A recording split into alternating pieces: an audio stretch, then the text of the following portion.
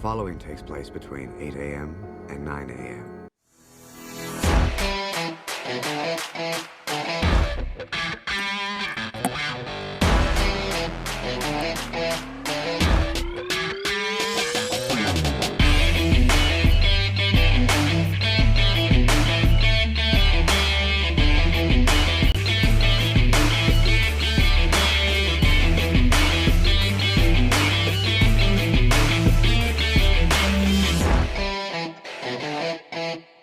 Good morning, everybody, and welcome back. It is another episode of Full Press Coverage Radio Live. It is Friday, December 27th. We are back after a short little hiatus for the Christmas holiday.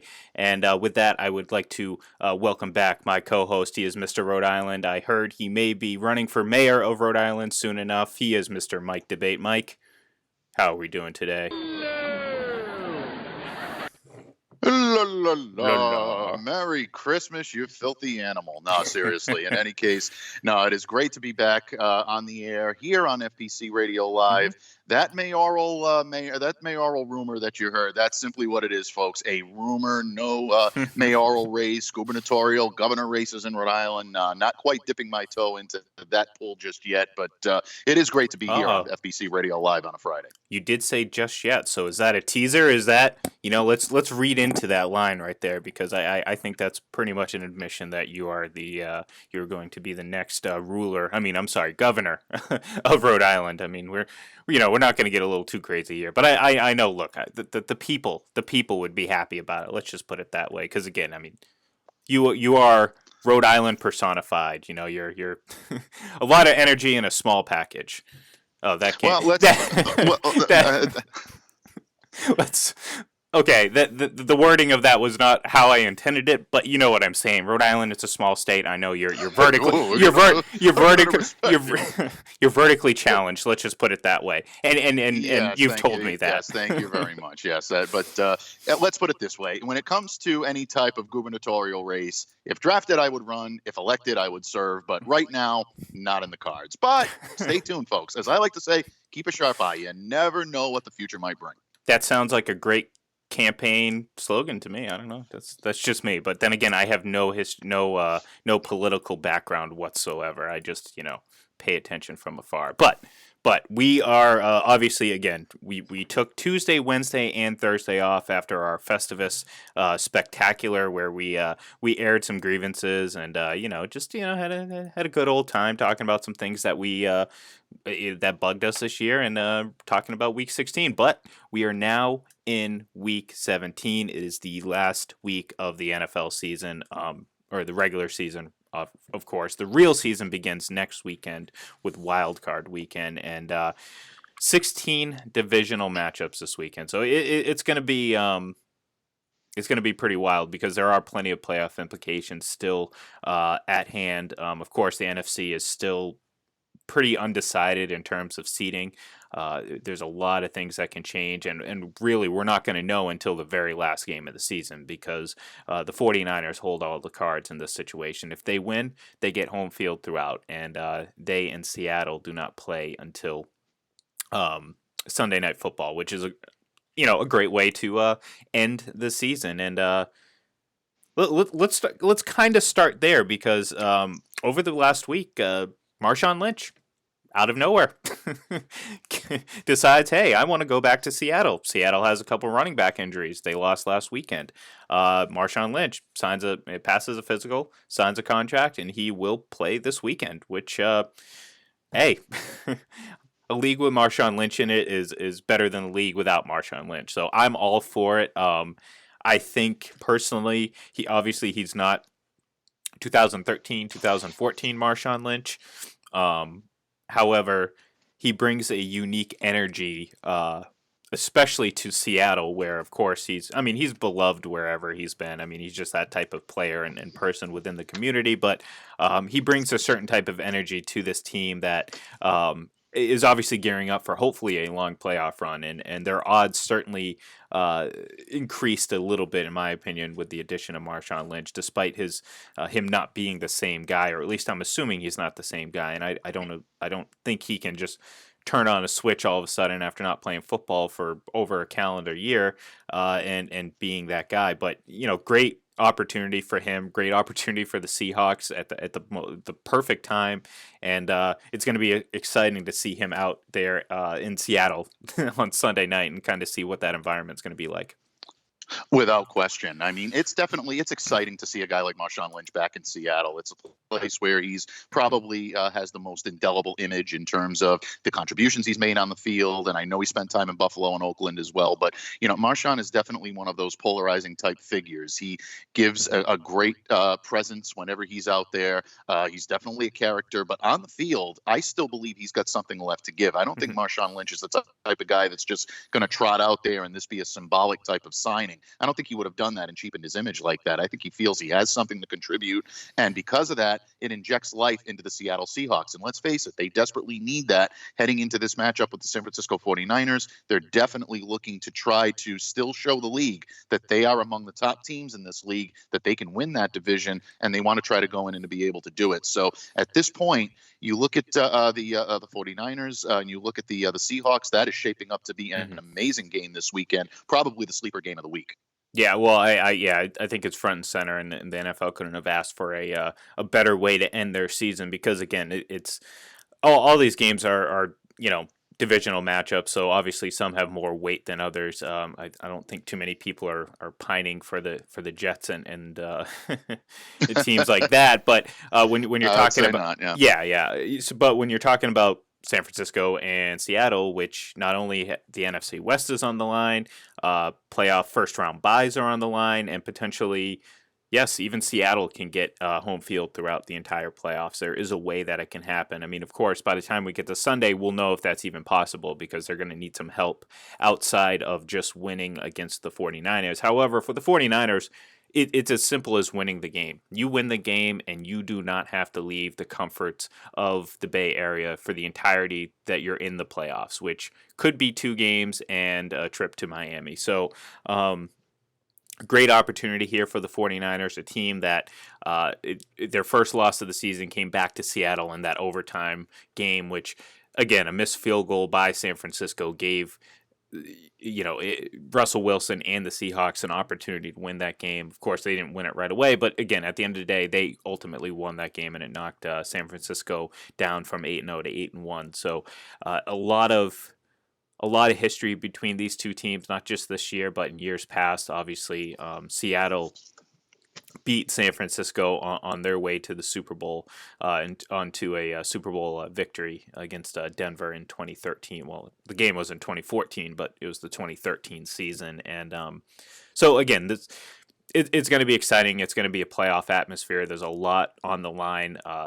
Again, you couldn't have asked for a better way to end the season for the NFL and for the fans. I mean, look, I'm looking forward to this game. I can't wait to watch this game. I'm excited to see Marshawn Lynch. I'm excited to see, San Francisco. Are they going to be able to live up to the hype that they've built themselves? This isn't like false hype. This isn't Cleveland Browns hype. This is legit hype because they've been such a good team all year, and now they really have a chance to go front and center, at the very end of the season and just seize this opportunity. Because again, you want to be at home. You don't want to choose to be on the road. I mean, you'd rather be at home. You'd rather only play 2 games as opposed to 3 to get to a Super Bowl, and especially in this NFC conference where there's so many good teams. Like, you don't want to go to New Orleans to play the Saints in a dome in New Orleans. You want them to come to you.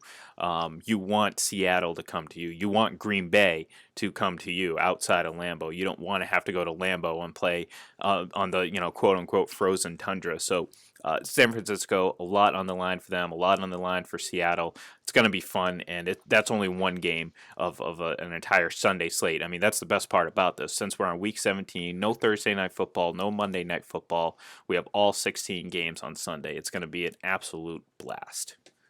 It will be, and there's some great games on the slate as well. I mean, we don't just want to take all of the focus and put it on Seattle and San Francisco. It's probably the gem of the week without any question. But there are a lot of great games and a lot of things still to be determined in the NFL. Patriots Dolphins is actually a bigger game than people are looking at it Oh, or yeah. giving it credit for.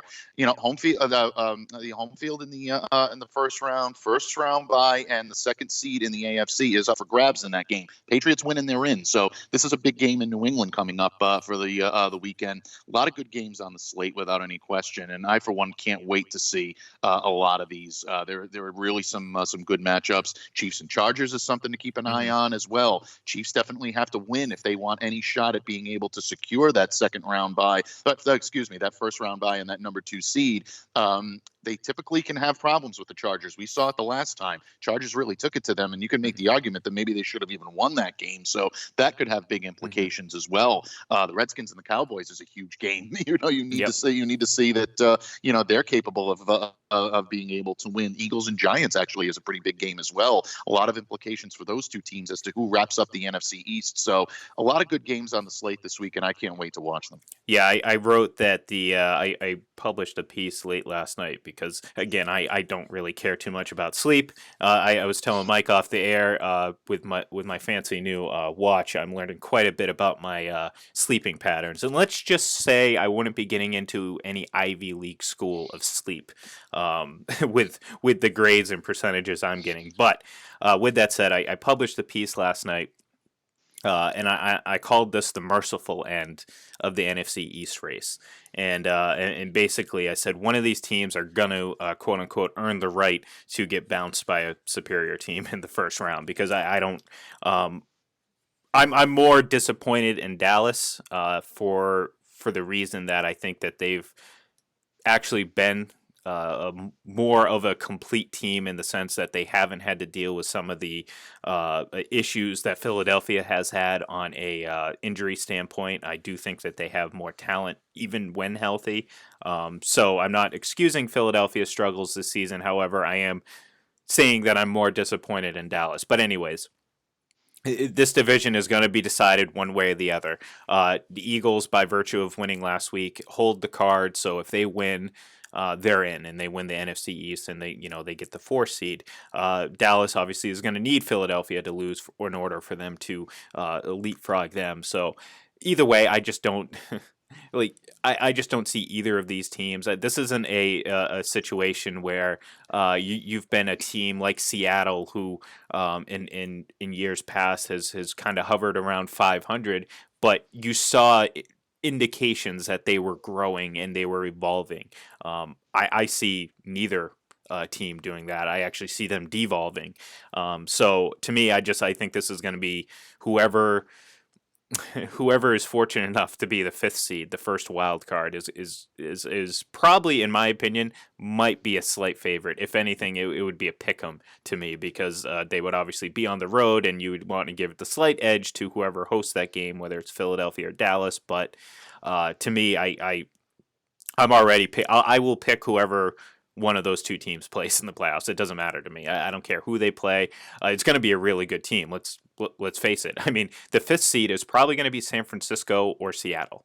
And do you give Philadelphia or Dallas a chance against them, even at home?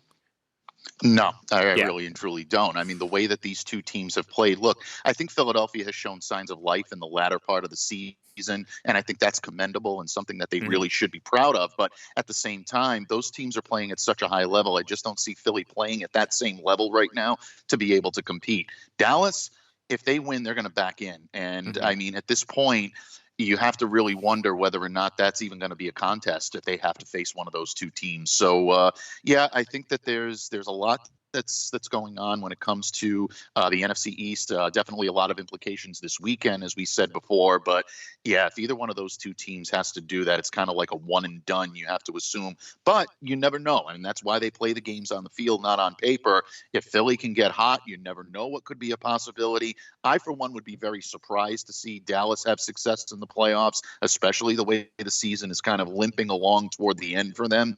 I think that right now it's Philly definitely is in the driver's seat when it comes to the division. I think they will wrap it up, but either one of these teams is facing an uphill battle in the NFC, especially with all of the great teams they have coming out of that conference. Between you and me, Mike, I do know. I do know. This isn't a guess. I know they won't win.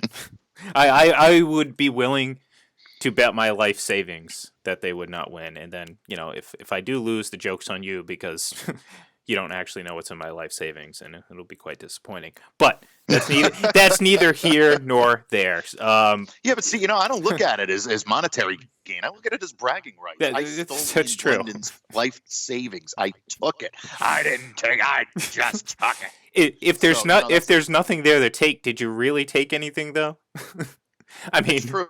Yes, it's like if a tree falls in the forest and no one's around to hear it, doesn't really make a sound. So yeah, I definitely I can see where you're coming from on that. Yeah.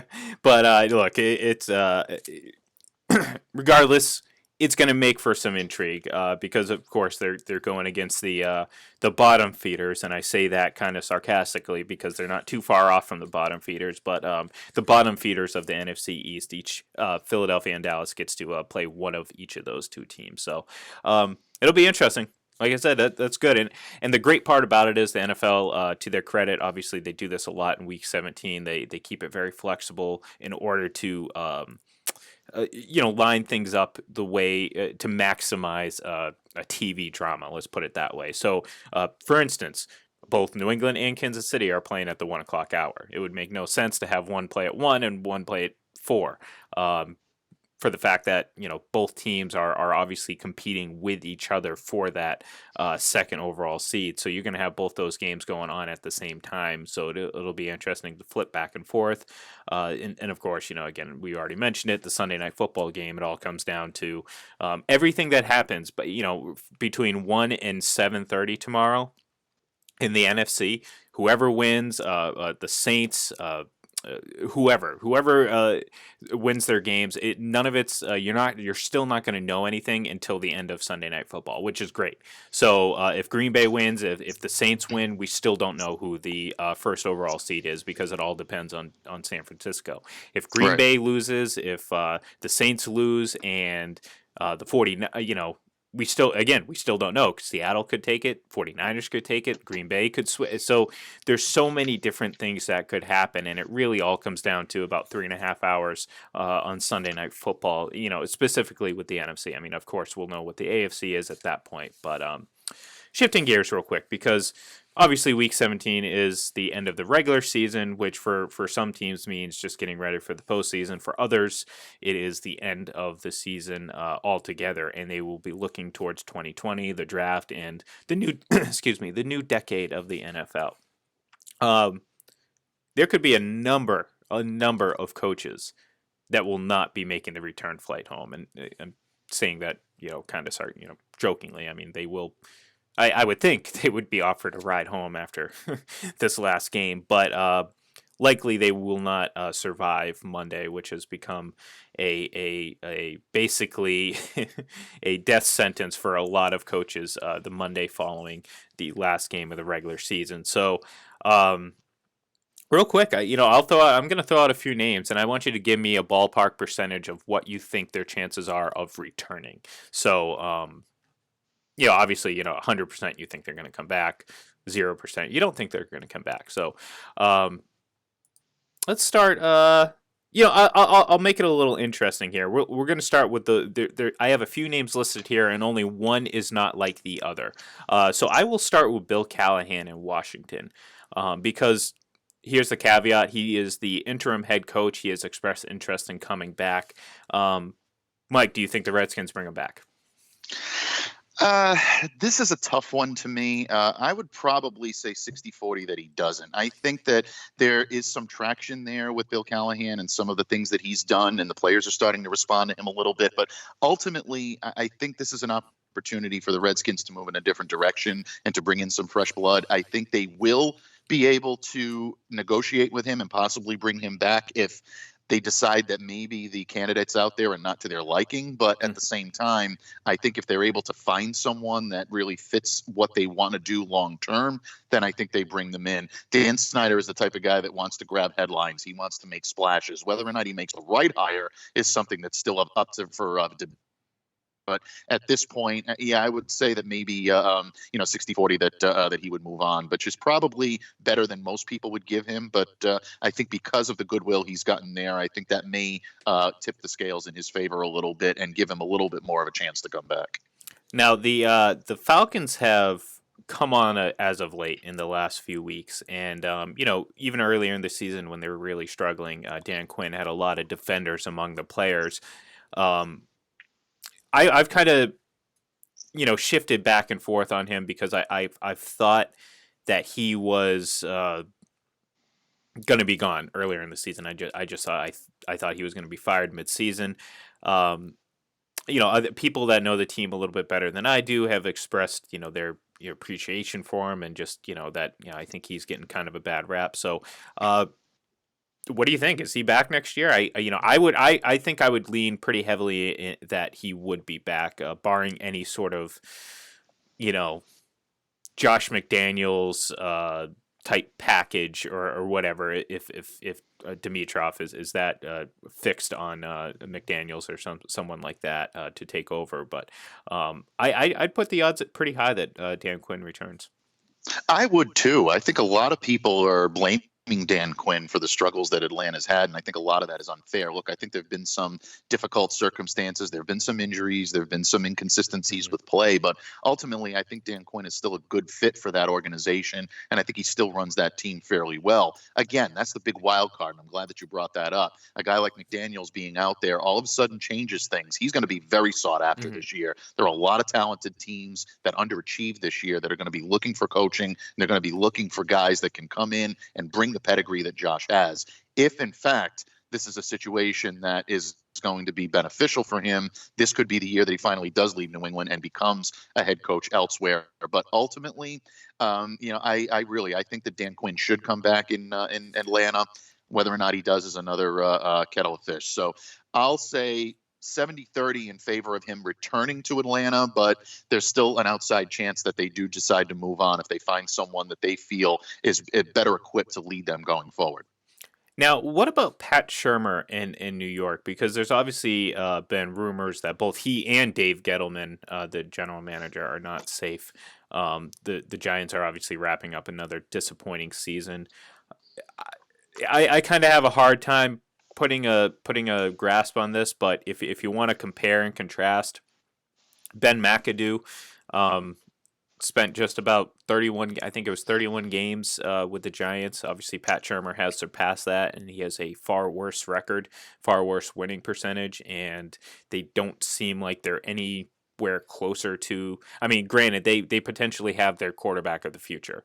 However, it doesn't seem like they're anywhere close to turning it around anytime soon. So, does Pat Shurmur return? And for that matter, I guess it depends on Gettleman, and I feel like he would be the first shoe to drop in this situation because I don't know.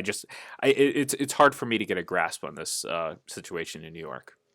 Well, that's the question. I've gone back and forth so many times on Shurmur and whether or not he's going to be back, whether or not the team wants him back. Gettleman's, status is in question, like you mentioned, but I don't know. I think this might be an opportunity for the Giants to move on. I think they're seeing some definite positives in guys like Daniel Jones and Saquon Barkley. They're building something special in New York.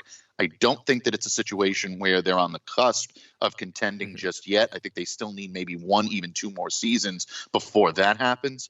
But again, it's going to be the right candidate coming along, someone that the team targets, someone that the team knows can come in and command immediate respect. I think that's something that they have to take a strong look at. I think Shurmur has a chance to be back. I'd probably, with this one, I'll go 65-35 in favor of him coming back as opposed to him moving on. But at the same time, I really think that there's a good chance that they do move on. And you mentioned McAdoo's record, and you mentioned how they moved on from him.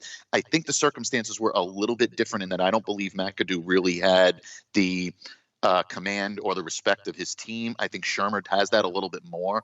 I think it's just a matter of him maybe not being the right fit with the talent that he has and bringing in somebody else. So I still think at the end of the day, Shurmur comes back for one more year and they give him another shot. But it would not surprise me at all to see him, out of a job in New York and to see them move on to someone else. Speaking of not having command or respect of your team, Freddie Kitchens. This is see, now we're getting into the fun ones. What percent do you give him returning to the Browns next year?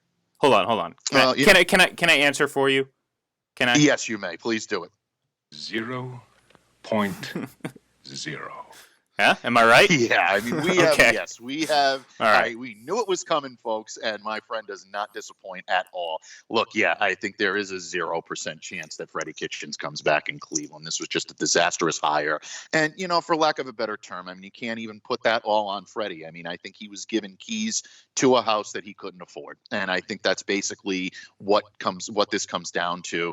There was a ton of talent, a ton of personalities. You needed a more established coach. You needed a coach that was going to be able to come in and put these guys into place and keep them in line. The discipline on the Cleveland Browns has not been where it should be this year. That has to fall on the head coach without any question. I don't think that's even a question mark at this point. So I look at it and I say, well, you know what? This is it. This is, the opportunity for them to move on. I think in order to salvage the talent that they have, being able to stay there, I think that it's imperative that they move on. If they decide they're holding on to Freddie Kitchens, they're only going to continue to lose this team. So, yeah, I just don't see any scenario in which he's the head coach in Cleveland next year. I think this one's a foregone conclusion. Yeah, I look, I like using that clip, but not often are we going to get two Bukowskis and oops, Freudian slip there. Anyways, we're not going to get to 0.0 grade point averages often. However, I would apply everything you said to Freddie Kitchens. Whoops. Everything you said to Freddie Kitchens to Jason Garrett, and I will also answer this for you because I feel like I'm pretty confident in this too that you will give him 0.0% chance to return to the Cowboys next year. Or at least I do. I think he should be gone. I think this Cowboys team needs a new leader, and I think you agree with me, right, Mike? Yeah, I do agree with you. The only thing that would give me, I'm going 99% and 1%. Oh. The only 1% that I give them is if somehow, some way, shape, or form, the planets align and the Dallas Cowboys somehow put together a playoff run that lands them in the Super Bowl. That's the only way I think Jason Garrett saves his job. And even then, I don't necessarily know if it's completely safe, but it does give him at least more of a chance. I don't think this team is playing for him anymore. I think they're playing out the string. And with a team that has the talent that the Dallas Cowboys have, you have to look at the head coaching position and say they're not getting the leadership that they need. Dak Prescott, Ezekiel Elliott, these guys are great players. They haven't developed into the leaders on the field that they need to do. And that comes from head coaching. You hear teams like, and we always bring this back to New England, so we're going to do it. You hear Tom Brady all the time talk about Bill Belichick and the leadership that he showed and how much he's learned from him throughout the years and continues to learn from him each and every day. That's the type of coach that you need to instill that when you have young talent, raw talent that has the ability to contend, but just hasn't brought it all together. A coach needs to come in to be able to do that. Garrett, I just don't think is that guy any longer. And I think he'll end up landing somewhere. I still think there's a possibility that he could be a decent head coach in this league, but I don't think he's the fit for the Cowboys any longer. So yeah, 99% no, 1% yes. The only caveat being if the Cowboys do go on a deep playoff run, but I don't think that's likely either. Yeah, I'm so confident that won't happen. It's like I'm almost willing to like bet that I would tattoo a Dallas star on my face if the Cowboys won the Super Bowl. But witness. Yeah, I notice I said almost. I didn't quite go there because again, these things are stupid. I won't hold you to that. You did leave yourself an escape route when it came to the verbiage that you used, my friend. So yeah, that's good stuff. But look, I'll be like I don't even think that they're going to make the playoffs at this point. So and if they do, again, I don't feel like either of the NFC East teams are going to be good enough to even make it past one game in the playoffs. So I feel pretty confident in that. And this should and look, if the Cowboys like, this is how dire it is. If the Cowboys really they want to not make the playoffs because it almost assures that Jason Garrett would have to be fired. And look, we see the reaction from Jerry Jones up in the stands all the time, and you can't look at that and say that he's content with the situation that's going on. He can't he can't get rid of his running back. He can't change his defense. He can't get a new quarterback. I'm not saying they're stuck with him because they're good players. I mean, they're very talented players. This team has a lot of talent, but when you have a lot of talent and you are barely making the playoffs, and you're going to make the playoffs if you do by default because someone has to in that division. It speaks to coaching. That has coaching written all over it. And, whether it's the head coach, coordinators, or the whole, kit and caboodle, I mean, it has to go. And if this Dallas Cowboys team ever wants to win anything outside of games against bad teams with this team, you have to fire Jason Garrett. And, it should have happened 2 weeks ago, 3 weeks ago. Technically, it should have probably happened 3 or 4 years ago, but we're well past that point right now. So, right. So again, it's going to be interesting. It could be a lot of last games for coaches out there. Another thing, Drew Brees, obviously, we watched him break the record for Peyton Manning's regular season touchdown record just a couple weeks ago, and he's currently sitting at 75.3% completion percentage. And if that maintains or it stays above 74.4, it means he breaks the record set by Drew Brees last season, and it would be the fourth time he's broken that record. So, of course, we all know that Drew Brees is the completions king. So I'd imagine he's going to hold on to that.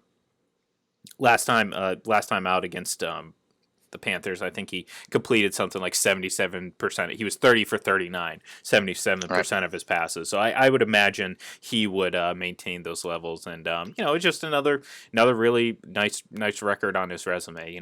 He's and I've said this before, these things mean a lot more to Drew Brees than they do guys like Tom Brady or even Peyton Manning because, yes, folks, Drew Brees, he's a great quarterback, but, he lives in the shadow of better players. I mean, this isn't meant to bring him down or kind of take away from what he's accomplished. I mean, what he's accomplished is incredible. He's had a phenomenal career. It's just I'm not going to entertain this idea that he's in the conversation about being the best of all time or he's the best this or the greatest that. It's no. I mean, he was a really good player that happened to. I'm sorry. He's a really great player. I mean, he's not good. He's great. He's in that upper echelon. He's in that conversation as one of the best players of a generation. However, he will always fall behind those two guys in particular when it comes to quarterback play. And there's really nothing he can do about it at this point in his career. All he can do is go out and keep playing great and giving him notches in the belt, in his career. He can talk about the records he has. Obviously, I'm sure he wants to win another Super Bowl. I'm sure it'd be nice for him to win an MVP, but Lamar Jackson's going to be an MVP this year. Is he going to be able to do it at 41? I don't know. I don't think so. I do think that missing 5 games helped him because he's fresher right now down the stretch. Something we saw the reverse effect happen last year when he did play a full season and he kind of slowed towards the end of the year. But at the end of the day, I think it's impressive, and I expect him to probably complete 85% of his passes because that's kind of what he does. He'll probably go 29 of 30 again. Yeah, I mean, it's a remarkable feat, regardless of what. I mean, being able to complete that many passes, do it at a consistent level for the amount of years that he's done it and the amount of time he's done it, truly, an amazing feat. So, again, I expect him to do that as well. I don't think there's any question that he'll hold on to that record. In terms of the echelon and his placing, look, a lot of talk is going to be made in the offseason about that. I'm sure it'll continue into the first couple of weeks of the postseason and how things shake out, especially if Drew can put together a pretty deep run and the Saints end up, punching their card to go to Miami. I think then you'll only see the legend grow. If he doesn't, then all of a sudden you have to start talking about some of the difficulties that he's had getting his team into the big game. Because you've said before, he has one Super Bowl to his credit, and albeit that is a win, but it is one Super Bowl to his credit. And you look at some of the great players, even those that have not had a tremendous amount of success in the big game, they've had at least 2 appearances in Super Bowls. So, you have to look at it and say that that's going to be a knock on his resume until he's able to do it. But as far as individual accomplishments and what he's been able to do, certainly not taking away from that. The touchdown record, that's going to be an interesting race this weekend as well. Is Tom Brady a little extra motivated against the Miami defense that is not so good against the pass? We saw a little bit of life in them last weekend. Could Tom Brady be looking to light the scoreboard a little bit and get some touchdown passes, really put some pressure on Drew? He's in the driver's seat. If they match, touchdown for touchdown, obviously, Drew will finish the regular season with that record. But at the same time, there's got to be a little extra motivation on that side for TB12. So that's one I'll be keeping my eye on just for fun, for no other reason. I don't think it decides anything, or it tips the scales in one way or another as to who the greatest of all time is and who isn't. I know a lot of people will attempt to prove that it does, but ultimately I don't really think it has the effect on it either way. But it'll be fun to watch. Yeah, I mean, and again, that just kind of speaks to the delusions that people have about the Patriots, and in particular Tom Brady, because they will try to use Breeze's a 3-touchdown lead on nearly 200 more passing attempts as evidence that he's greater, ignoring all the things that Brady has to lead in. Most specifically, Super Bowl appearances, MVPs, All Pros, Pro Bowl appearances, yada yada yada. And no, I didn't skip over the best part because I talked about the Super Bowl. So, I'll be interested to see that. Obviously, Brady only needs the 1 touchdown pass to pass Peyton Manning. So I think that in itself is pretty special, and not for the, he's not going to get, the parade, even if he somehow passes Drew Brees this season. He's not going to get the parade and celebration. I mean, he doesn't want it. He doesn't care about that. He really doesn't. And again, we're not to keep hammering home this point, but technically he's already thrown the most touchdown passes in NFL history. Just because you don't want to count playoff statistics, then, so be it. But guess what? If you're going to say, well, how many times did one person throw the ball to a receiver or a running back or whoever in the end zone? Well, he did it this many times, but this guy did it this many times if you count the other games that they actually... So again, it's silly, it's stupid, but it is what it is. They count regular season records separately. But if you're really looking at it objectively, yes, there's a guy who's already thrown more touchdowns than Drew Brees, and Drew Brees will likely not catch up to him, assuming he doesn't play a season or two more than Tom Brady. Again, it's a nice thing to have. I'm excited to see... I will be excited to see if Brady... I do believe Brady will pass him because he's currently tied with Peyton Manning right now. It's just a matter of, can he throw what I think it would be 3 more touchdowns than Drew Brees this weekend? We'll see. We'll see. And if he does, he'll end the season as the current leader. And again, that's something that next year it'll be fun to watch them go back and forth, because yes, I do believe Tom Brady will be back, and yes, I will. Another thing that I'd almost be willing to tattoo a star on my face for is Tom Brady returning and playing for the New England Patriots. I've mentioned it before. I will mention it all off season until it's confirmed. But I think it's absolutely foolish to think that he would go anywhere else, and to use any of these things, such as him selling his house and moving to Connecticut, as evidence of that. It's stupid. Like, what is he doing? Angling to go play for the Jets and Adam Gase? I'm like, what? Yeah, that's a guy. Yeah, I didn't even. Yeah, I was going to Twitter mention him, but and God, there's a whole kettle of fish going on down there in New York, and oh my God. Let's put it this way: I give him a 80% chance of being fired, because I'm taking into account the utter just incompetency of the New York Jets front office. So I would say 80% fired. But if it was me, I would get him out of there too. I would pull the plug real quick. Yeah, I really can't see how that's going to eventually open your eyes, Mike. Anything that's decent. I'm sorry? Open your eyes, just like Adam Gase, Well, I don't think anybody can open their eyes like Adam Gase. That's some impressive Shea Caldwell right there. But well, yeah, right. Thank you very much. See, this is why this man is my co-host, my friend. He is absolutely on the money all the time. When I lack, he definitely picks me up. That was a good one. But in any case, yeah, I don't see how this is going to work out well. But you listen to the comments that Jets ownership has made, and they're giving him a vote of confidence. So I don't know. I really and truly don't know at this point what's going on in New York. This is an organization that I think is right now in some trouble, and they've got some stuff to work out this off season, and it's a shame because there is a good amount of talent on both sides of the ball. If you're a Jets fan, you have to be looking at this saying, you know what? we can be competing right now, with some of these teams for possible, a playoff contention. I'm not saying they're a Super Bowl contender, not just yet, but if they can add pieces around that and get decent coaching, this is a team that could win games. So they really have to look at this offseason as an opportunity to grow, and they can't just have the same old mistakes continue to plague this franchise for years to come. Yeah, I mean, because again, it's been the same old story for the Jets. I mean, it's the Jets, Jets, Yep, and exactly. every time I think about that, I'm like, man, I really got to get that sound clip because that will be a staple on this show for years to come. When you're a Jet all the way. Yes, exactly. So, but yeah, so I figured I didn't realize I skipped over him. I think I was so excited to get to Freddie Kitchens and Jason Garrett earlier that I just completely overlooked. Wink, wink. Yes, thank you. I overlooked Adam Gase there, so I got it. I love that studio soundtrack. It's great. It really makes. No, it's great. Well, that's a live laugh track. That's no. We're so hard we can hear them. Exactly. We film our show in front of a live studio audience here, and everything's hot fire. We don't edit anything. We're off the cuff. We're crazy, and we get those organic laughs. Because that's we're right. really that Flush funny. the format Friday here on FBC Radio Live, folks. There you go. Say that 6 times fast. Flush the format Friday. No, I'm not. No, I don't think so. Nope.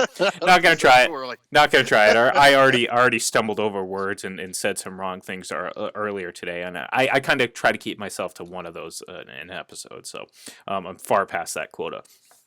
Anyway, so we've been obviously talking a lot about playoff implications as we get into this final week of the regular season. One of the things that is not decided yet is the final wild card spot in the AFC. Tennessee right now, they have the inside track. If they win, they're in. This is an opportunity where, I was kind of hoping that this weekend would be the battle for the AFC South. However, that is not going to be the case because the Texans have already wrapped that up. However, the Titans still have an opportunity to get into the playoffs. Oakland and Pittsburgh are also in the mix. Obviously, both teams need help. Oakland needs a lot of help to get into the playoffs. They need obviously both Pittsburgh and Tennessee to lose, as well as Indy winning. So it'll be interesting how it shakes out. Obviously, I think my gut tells me Tennessee is going to ultimately get into this. However, if anything, for the sole fact that Houston really has nothing to play for. They can technically move up. I mean, we talked about Kansas City being in contention for the top overall seed. I believe, and I'm going to check this right now because I do have it in front of me because I came very prepared today. Had a lot of time to plan. We had 3 days off, so I had to get a lot of information. Let's see, Houston. I don't think that they can. No, okay, never mind. I was going to say. I thought Houston could technically slide into one of those top 2 seeds, but I don't think that's the case. So yes, the Texans have nothing to play for. They're locked in that 4 seed. No, technically I think they can move up to the 3 seed. So okay, they maybe have a little bit to play for, but to them, I'm assuming health and rest is far more important than moving up from the 4 or 3 seed. So there's a chance that Tennessee could go in, win this game. Not that the Texans are the surefire victory. Even if they were at 100% and playing for something, I would still maybe pick the Titans to win this game. So to me, I think the Titans have a good opportunity. However, if they do lose, it opens up the door for a team like the Steelers or the Raiders, who I think would be a nice matchup for whoever draws them in the first round. Whether it's Kansas City or Houston or whoever ends up with that 3rd seed. So implications all across the board. That game's not till 4:25, so that'll be after we find out who will be the 2nd seed. Because of course, again, it's all in New England's. It's all in New England's hands. If they win, then there's 2 seed, and we'll be talking about Kansas City or Houston playing one of these wild card teams. So again, maybe Houston. Well, actually, I don't know if that. Yeah, if Houston loses, then Tennessee would not play Houston. They would probably play Kansas City. But we could be seeing a potential rematch once again between those 2 teams if the cards fall right. So good stuff. It'll be interesting. Absolutely. Very good stuff. And you mentioned the Raiders. It's really amazing that the Raiders have a chance and a realistic chance to make the playoffs. It's not like I would have thought that. you look at the scenario, and a lot of people have probably seen either the social media splashes, or the memes or anything like that shows the playoff scenarios, and you see like maybe 6 or 7 bullet points, and you're like, oh yeah, okay. But if you actually look at the scenario and you actually look at it, it's very doable. And the Yeah. Raiders could possibly sneak into the playoffs here. And it would be an interesting story to see them be able to do it and build on a playoff berth going into their new season in Las Vegas. So I think it's definitely something, again, like I like to say, keep a sharp eye on the Raiders this weekend, because there's a lot of dominoes that have to fall into place, but they're not as far-fetched as people think they are. This is definitely a realistic possibility. Yep, and look, they need a Pittsburgh loss, a Tennessee loss, and an Indy win. But knowing the Raiders, and again, we know the Raiders pretty well. Knowing the Raiders, all those things will happen, and then the Raiders will lose, and they will miss the playoffs. But look, and I'm going to pose this question. I just thought of it right now, because again, it kind of ties a lot of what we've been talking about all together. So, we've already talked to great lengths about the Cowboys, not only in this episode, but in previous episodes and days on the show. Obviously, the biggest thing surrounding the Raiders, in the first couple of years of John Gruden and everything, and Mike Mayock now, is the trades of Amari Cooper and Khalil Mack. Now, I ask you this. Which team do you think has the brightest future of those three? I'm talking, obviously, the Raiders, obviously the Dallas Cowboys, and of course the Bears. Khalil Mack. So they're all kind of in the same mix of the same record. They're hovering around 500. Some teams think they have a quarterback. Other teams clearly hope that they wish that they had a quarterback, but probably don't. Who do you think is the best has the best, brightest future of those three teams right now? Well, being the good Chicagoan that I am, and being Bill Sruski, I would like to say that if a certain Coach Ditka ends up on the sidelines, maybe not even in a head coaching capacity, but just something that allows me to look at him on the sidelines each and every week, I say the Bears Super Bowl champions in 2020. No, all kidding aside. The Bears. But no, all kidding aside, I think you look at the three teams, and it's interesting all the way around. The Bears definitely have great talent on both sides of the ball. Mitch Trubisky has been an anomaly this year. There were times where it looked like they really needed to scrap him and move on from him. Last few weeks, he's actually shown signs of life and shown that he may be a quarterback that a team can use and build around in terms of moving forward in the future. Dallas Cowboys, great talent both sides of the football. I think that problem is leadership. And the Oakland Raiders, to me, I think are building the most complete team out of all of those three. If you put my back against the wall, I'd say the Raiders right now. I think that they're going to make a move at the quarterback position this year. I think that Derek Carr is someone that's it's the same thing. I think Derek Carr is someone that John Gruden likes. I think he sees good potential in him, but I don't know if he looks at him as the guy that can be the potential franchise quarterback that the Raiders need moving forward. Our good friend Terrence Biggs talks about this often, and that Carr is a quarterback that can win games, but he can't sustain and win games for you long term. So if that be the case, then yeah, I think they do move on from him. If they can bring in a quarterback that's capable of winning games sustained, more than just, one in a row or whatever, then I think that this is a team that's on the cusp of something. So I would probably say the brightest future right now is the Raiders, because of the draft capital that they have, as well as the talent that they have on both sides of the ball. And look, surprise, surprise, I agree with you. And who would have thought this two years ago? And I will say, and I will pat myself on the back a little bit when I say, when people were kind of jumping all over John Gruden to start and kind of, ripping him, and what are you doing? How do you trade Khalil Mack? This, that, and the other. I look at that as, you have to wait and see how it plays out. You can't make these judgments on these trades right away. I mean, does it look bad on the surface? Yeah, you trade away, at the time, a guy that, many considered the best defensive player in the league. And has he been good for Chicago? Absolutely. But look at where Chicago is. How different are they than Oakland? Well, I'll tell you where they're different. Chicago's out of the playoffs, and Oakland has a chance to make the playoffs. And that's really the key thing, because like you kind of hit it. I think the biggest obstacle for this Oakland Raiders team is figuring out the quarterback position. Yes, their defense needs a lot of work, but the progress is there. The opportunity to build and grow is there. Say what you want about Vontez Burfict, but losing him in that linebacking group hurt this team quite a bit. And you're going to have to replace that talent, and you're going to have to get more talent in general. Good thing for Oakland, they have a lot of they are the bizarro LA Rams right now. So you talk about I mean it's really what it is. It's like the LA Rams put all their chips into one basket, foolishly in my opinion, but they did it.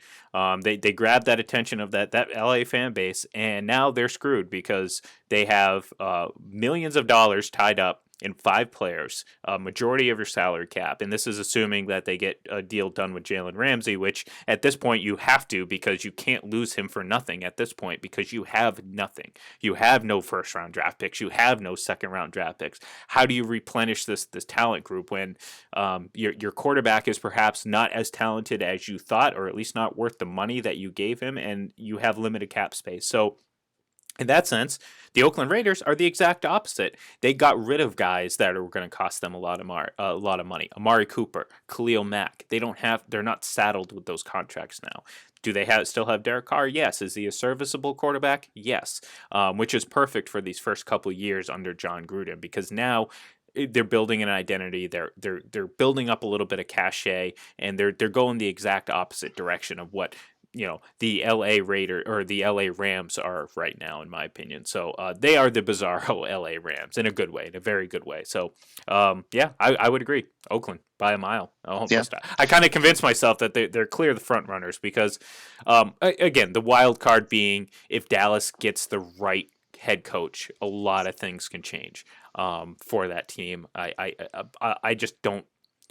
I just don't know who's available to do that. Who's going to be that guy? Is it Lincoln Riley? No. I mean, I don't see that happening. Bill Belichick isn't going to be available. Mike McCarthy, I think, is a good coach. I don't think he's the type of guy who can. I don't know. I mean, maybe, but I don't think. I don't think he's type of guy to. I don't know, maybe. I mean, I like Mike McCarthy as a coach quite a bit, and maybe he can. He's a veteran coach, so he does have a little bit of credibility, and of course, he's won Super Bowls. Ron Rivera, maybe. I mean, he again, another guy who has some credibility, but at the same time, is he able to turn this team around? Because, they need a lot of coaching. They need to be coached up. Yeah, they truly do. Yep.